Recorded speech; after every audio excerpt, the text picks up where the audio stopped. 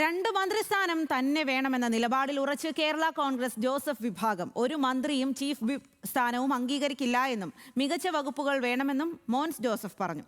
Joseph വിഭാഗം ഇന്ന് യോഗം ചേരുമെന്നും ആവശ്യങ്ങൾ UDF-നെ അറിയിക്കുമെന്നും മോൻസ് ജോസഫ് പ്രതികരിച്ചു. ഇപ്പോൾ രണ്ട് മന്ത്രിസ്ഥാനം വേണമെന്നതിൽ ഉറച്ചു നിൽക്കുകയാണ് ഇപ്പോഴും.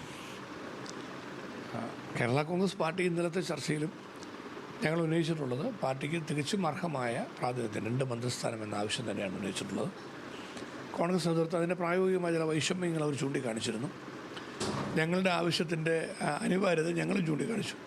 ഇതെല്ലാം വെച്ച് ഇന്നത്തെ ചർച്ചയിലൂടെ ആ കാര്യങ്ങൾ പരിഹരിക്കാൻ കഴിയും എന്ന വിശ്വാസമാണ് പാർട്ടിക്കുള്ളത്. ഈ കോൺഗ്രസ് ഇപ്പോഴും പറയുന്ന ഒരു മന്ത്രിസ്ഥാനം, ഒരു ചീഫ് വിപ്പ് എന്നാണ് അവർ പറയുന്നത്. അത് അംഗീകരിച്ച് മുന്നോട്ട് പോവുകയാണ്, അങ്ങനെയാണ്? അല്ല, ഞങ്ങൾക്ക് അത് അംഗീകരിക്കാൻ ബുദ്ധിമുട്ടുണ്ടെന്ന് ഞങ്ങൾ ഇന്നലെ തന്നെ വ്യക്തമാക്കിയിട്ടുണ്ട്. ഒരു മന്ത്രിസ്ഥാനവും ഒരു ചീഫ് വിപ്പും എന്ന് പറയുന്നത് തീർച്ചയായിട്ടും പാർട്ടിക്ക് അത് രണ്ട് മന്ത്രിസ്ഥാനം തന്നെയാണ് പാർട്ടിക്ക് ലഭിക്കേണ്ടത് എന്ന നിലപാടാണ് പറഞ്ഞിട്ടുള്ളത്. പ്രധാന വകുപ്പുകൾ തന്നെ വേണമെന്ന ആവശ്യം തന്നെയാണുള്ളത്.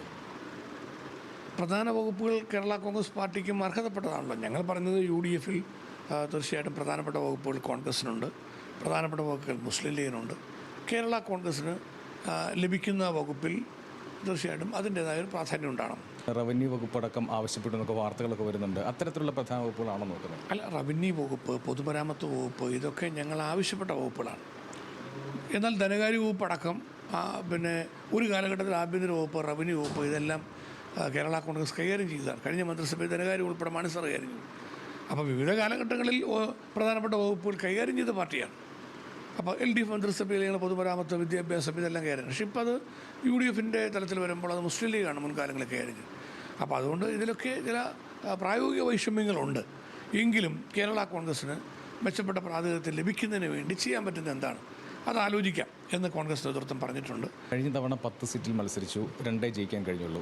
ഇത്തവണ ആ 10-ൽ 2 സീറ്റ് കോൺഗ്രസിന് വിട്ടുകൊടുത്തു. 8 സീറ്റിൽ മത്സരിച്ചു, 7 സീറ്റിൽ ജയിച്ചു. ആ 2 സീറ്റിൽ കോൺഗ്രസും ജയിച്ചു. അപ്പോൾ നോക്കുമ്പോൾ 9 സീറ്റിലും ജയമാണ്.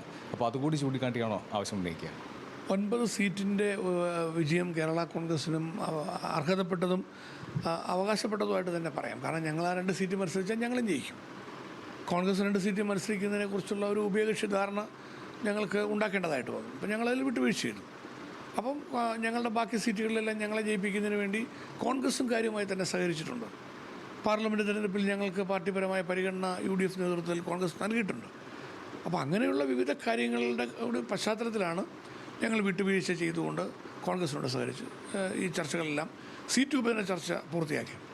അതിലൊരു കാര്യമുണ്ട്, 7 സീറ്റിൽ ഞങ്ങൾ വിജയിച്ചു. പറഞ്ഞത് ശരിയാണ്, 9 സീറ്റിലും ജയിക്കാവുന്ന സാഹചര്യങ്ങളുണ്ട്.